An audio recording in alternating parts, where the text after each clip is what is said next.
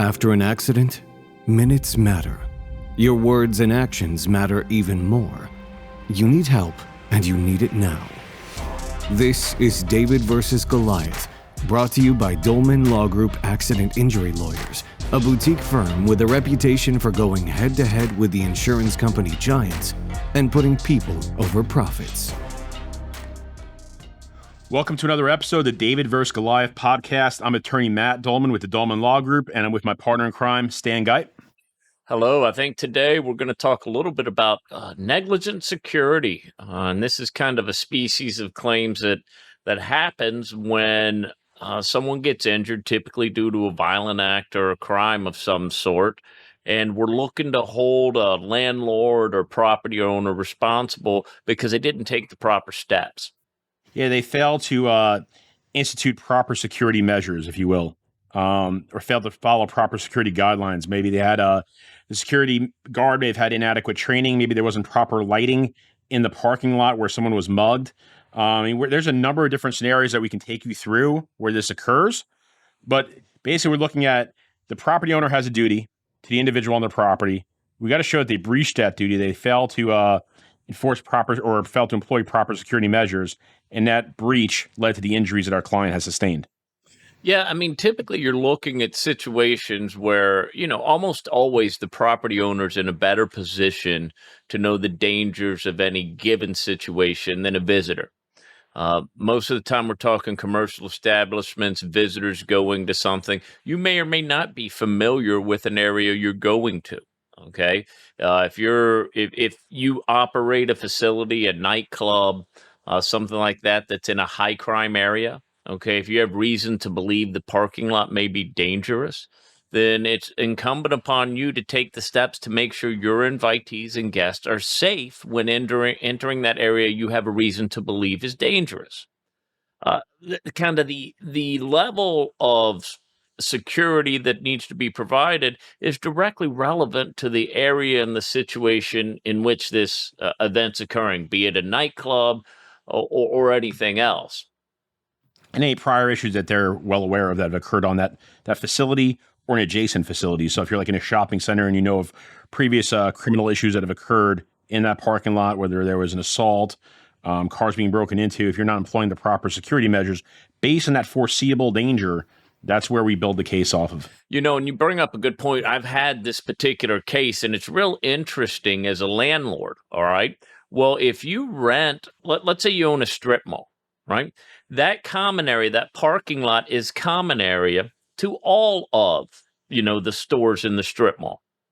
If I rent a standalone building, a lot of times that parking lot goes along with the building itself. Hey, no one's allowed to use it but the building.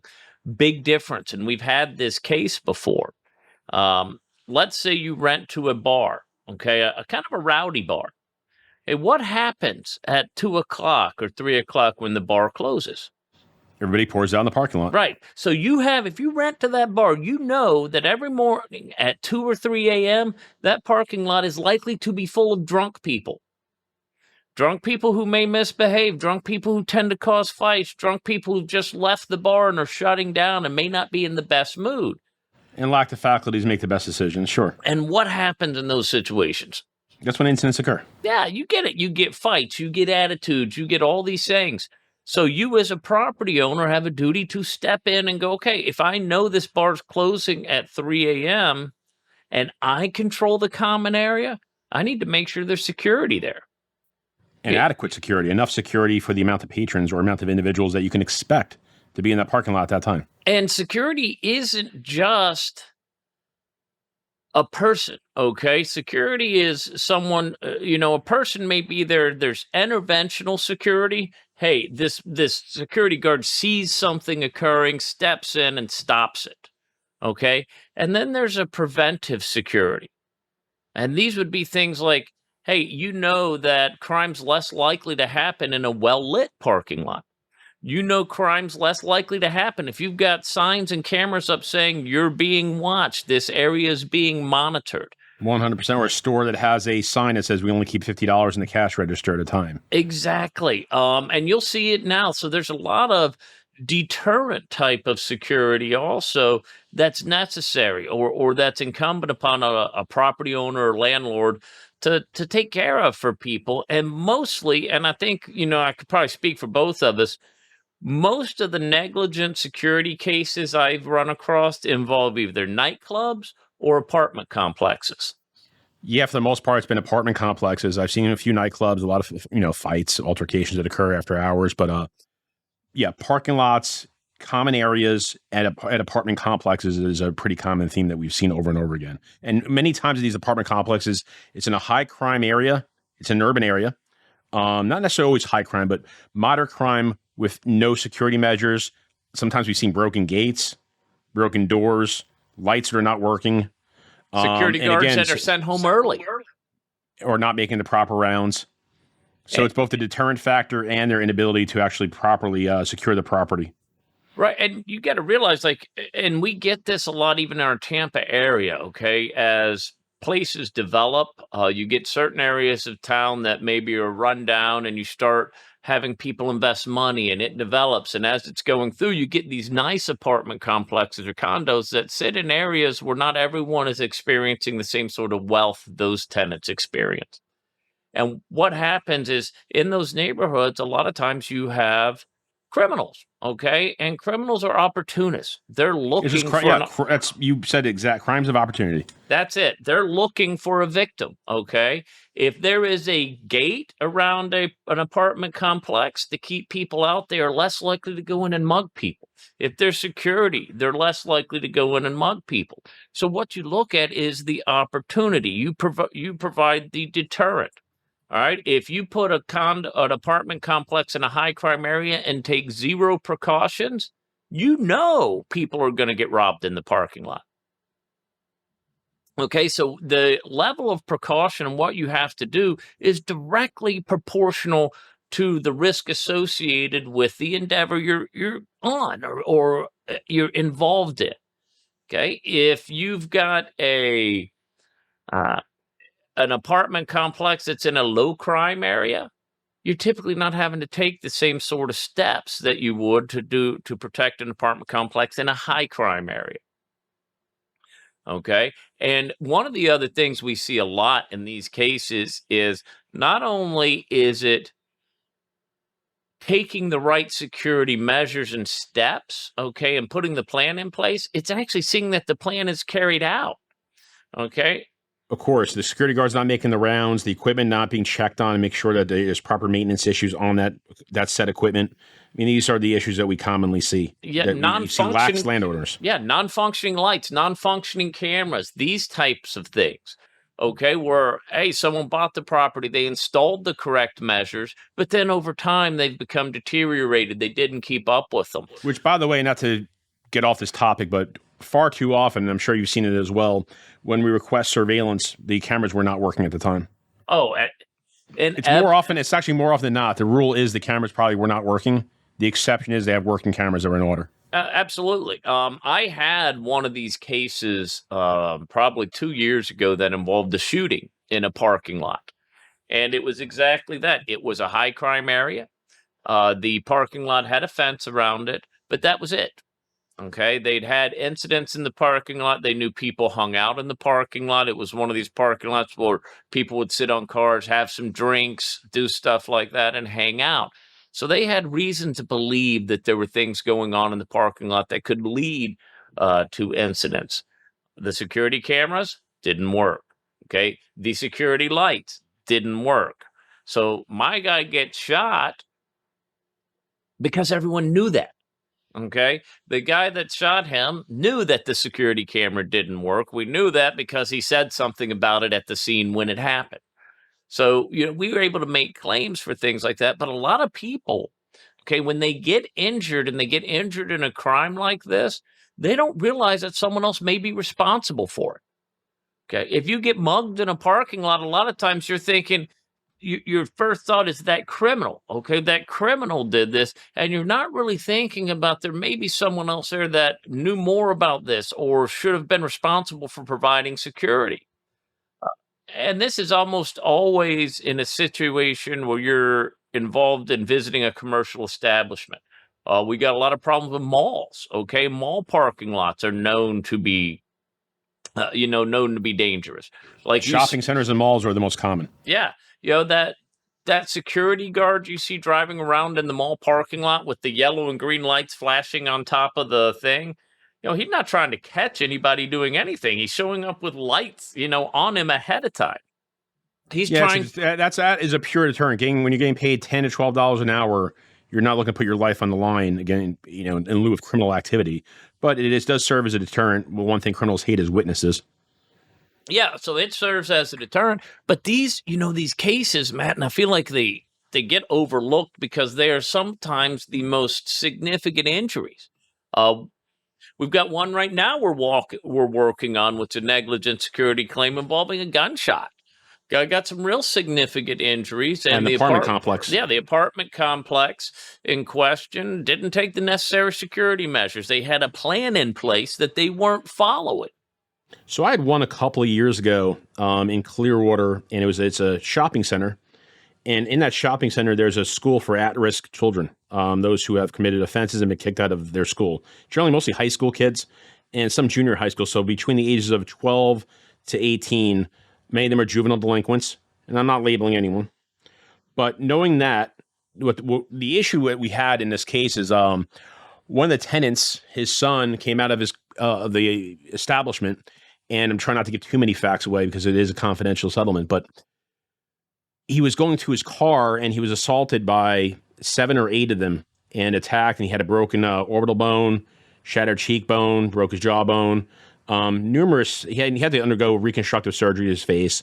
And it was a 7-figure settlement. The case wound up getting resolved and after 2 years of litigation. But it boiled down to the lack of security measures in place, knowing that there was a foreseeable risk. And what we did in that case, and what you commonly do on these type of cases, Stan, is we did a grid search.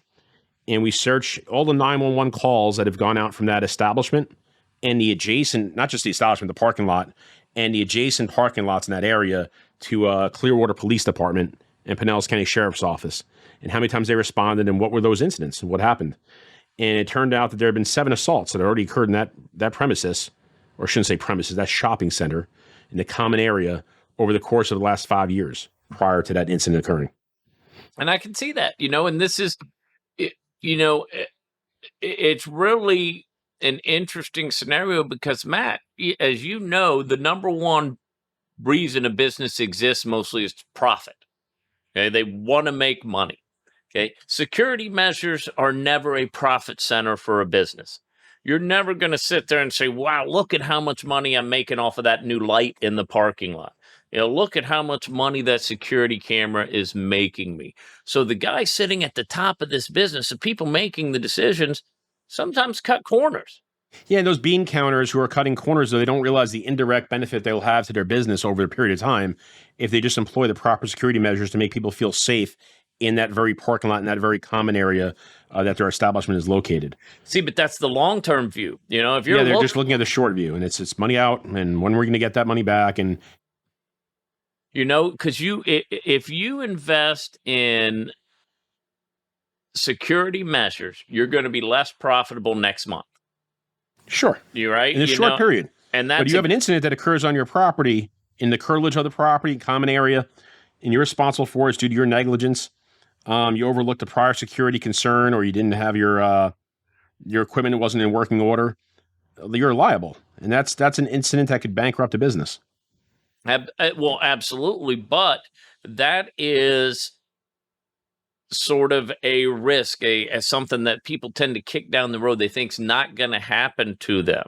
Hey, we'll worry about that later. We've got more pressing things now. And that's exactly when these sort of claims get open, where people are not taking the reasonable steps they should to protect their guests and invitees. We get, and these are, you're talking robbery, rape, assaults, all kinds of very, very, very significant type of injuries. And a lot of times it's just, they're not pursued. And I wish more people were aware of the duties landlords and business owners owe to their invitees. not just to keep you from falling, not just to make the premises safe from a physical standpoint, but to make the environment safe for everyone there. And that's where we get into negligent security. Yeah, and just consider this. 4 of my 10 biggest case resolutions in Dolman Law Group are on negligent security cases, yet negligent security cases probably make up no more than 5% of my overall cases at most. Probably not even that. In terms of the amount of car accidents, slip and fall, premises liability cases we handle, negligent security is a very small fraction. So for that to make up 40% of my biggest case resolutions to date, tells you these cases are usually incredibly significant. The damages are readily ascertainable. And it's easy to prove that there's either lax security or no security measures in place. Yeah, and the person responsible is someone with the means, the ability to take these steps and take these measures that otherwise didn't, and they've got the ability to compensate victims when it goes wrong. That's a big thing in our industry, Matt. You know this. For every catastrophic claim we come across that we make a great recovery on, there's a catastrophic claim we come across for whatever reason, we can't get this person the money they deserve because of the at-fault party or the wrongdoer just doesn't have any assets or insurance. More often than not, accepted negligent security claims, because usually we're dealing with commercial landlords, premises owners, people who have either means to pay settlements or the insurance there to pay settlements. Yep. Or at least a portion of the settlement to the extent that they go bankrupt. Yeah, well, and there you go. That's more than we get out of, your typical standard 9-to-5 guy who gets hit by an auto accident. These claims are often overlooked, okay? They're often ignored, and I can't tell you, how many times I've had someone come in and actually pick up this claim a year or two after it happened, because they didn't really realize they had a claim. They sat down, they thought about it, and then they came in and said, you know what? Let me ask you, what do you think about this? And you'd be amazed. These claims have a lot of teeth. They have a lot of value. There's a lot of different things that make these worth pursuing for the victims if you can just get the victims in to examine the possibility. Correct. And you'd be hard-pressed to find cases that are better to bring in front of a jury. Yeah, because when we talk about juries are people, okay? High verdicts tend to be driven by emotion. Okay, what upsets people? What makes them mad? Well, who do they feel sorry for? These kind of things. And when you get negligent security cases, typically you have a sympathetic person because they're injured as a victim, and you've got somewhat of a wealthy, I don't want to say like rich person, but you've got a defendant with means, and usually throughout the process, they've come off as slightly callous throughout this whole thing. Yeah, you're not going after an individual. You're going after a corporation that failed to either spend the money or they were lax in their duty to inspect the devices, security measures they had in place. I agree 100%. So I really like those claims. I know we've talked about this several times. It's one of sort of my favorite, almost, I feel, underserved areas, of the law here. And people, I don't think necessarily realize if you are living in an apartment complex, if you're visiting a mall, if you are a commercial guest anywhere, that landlord, the person who owns that property, the person who invited you to that property has a duty to take reasonable measures to ensure your security in light of the surrounding circumstances. Correct.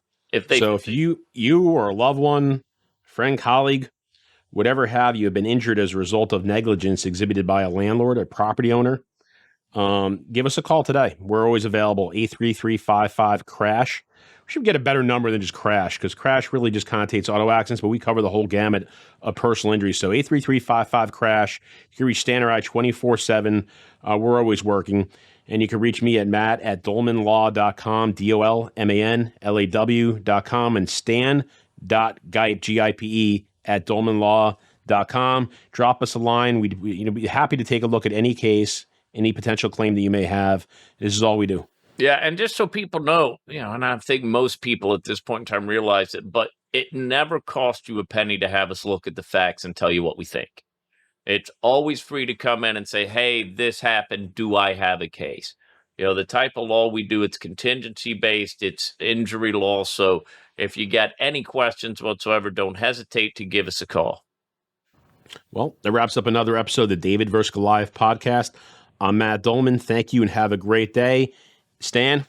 Hey, thanks. It's always a pleasure. We enjoy it. And I'd like to tell everyone, and I'd be remiss if I didn't mention it, go to dolmanlaw.com if you got any questions, because we do truly have one of the most robust and deepest websites out there for information on any type of injury claim. Yes, sir. Have a great day. This episode of David vs. Goliath is over, but your journey is just getting started. To share your story with us, visit dolmanlaw.com. That's DOLMAN law.com, or call 866-965-6242.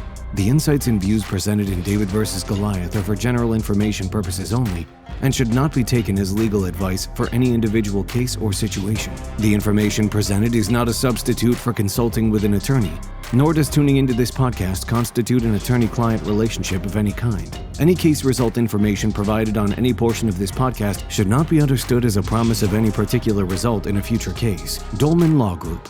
Big firm results, small firm personal attention.